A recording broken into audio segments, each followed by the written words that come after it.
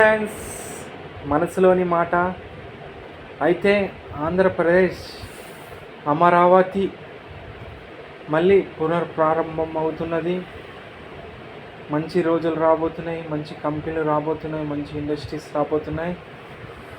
రాబోయే తరాలకు మంచి పునాది వేయబోతున్నారు మన చంద్రబాబు నాయుడు గారు, నారా ముఖ్యమంత్రి గారు. మళ్ళీ ఆంధ్రప్రదేశ్ ఆనాడు సైబరాబాద్ హైటెక్ సిటీ ఎట్లా కట్టారో అట్లా ఇక్కడ కూడా ఐటీ హబ్ కూడా కడుతున్నారు. మంచి రోజులు రాబోతున్నాయి. మళ్ళా విశాఖపట్నం ఐటీ రంగం తీసుకొస్తున్నారు. ఎక్కడెక్కడ ఏమేమి కావాలో అన్నీ తీసుకొని వస్తారు. రాయలసీమలో ఫార్మా కంపెనీస్, రకరకాల కార్ల కంపెనీలు, ఫార్మా కంపెనీలు, ఫుడ్ ప్రాసెసింగ్, రకరకాల కంపెనీలు వస్తున్నాయి. ఫస్ట్ ఆదాయం మీద ఆయన ఫోకస్ పెడుతున్నారు. అభివృద్ధి కన్నా ఫస్ట్ కంపెనీస్ వస్తేనే కదా అభివృద్ధి జరిగేది, ఉపాధి వస్తేనే కదా అన్నీ డెవలప్ అయ్యేది. అమరావతిని ఎంచుకున్నారు. అమరావతికి ఉన్న పేరు, అమరావతి అంటే ఒక గొప్ప పేరు. అది ఆ పేరు పెట్టిన వ్యక్తి రామోజీరావు గారు.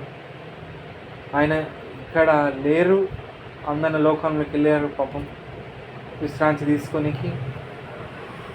అయితే ఆయన పేరు అమరావతి అని పేరు పెట్టమన్నారు.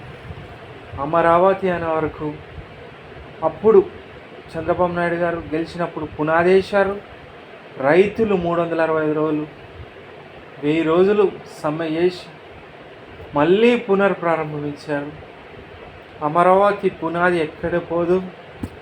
మళ్ళీ చంద్రబాబు, పవన్ కళ్యాణ్ అన్న, చంద్రబాబు గారు, పవన్ కళ్యాణ్ అన్న, నారా లోకేష్ అన్న మళ్ళీ గొప్ప స్థాయికి తీసుకొస్తారు. ఈ 2-3 ఏళ్లలో అమరావతి రాజధానిగా కంపల్సరీ ఏర్పడుతుంది.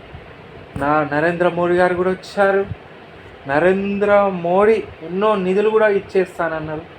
దీనికి ఎన్ని లక్షల కోట్లు కావాలో ఈ నగరం భారతదేశం కాదు ప్రపంచానికి ఆదర్శంగా చూపించాలని చూస్తున్నారు.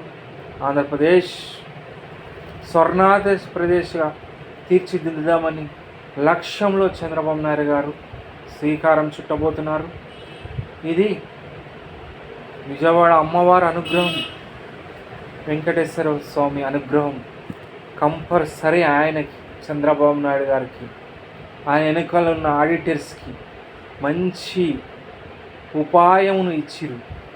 ఇది పునర్ప్రారంభించబడుతున్నదని అనుకుంటున్నాం. మరో అమరావతి, మరో హైదరాబాద్, మరో ఢిల్లీ తరహాలో,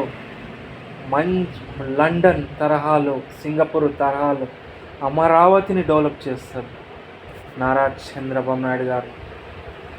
జై తెలంగాణ, జై తెలుగుదేశం, జై జై తెలుగుదేశం.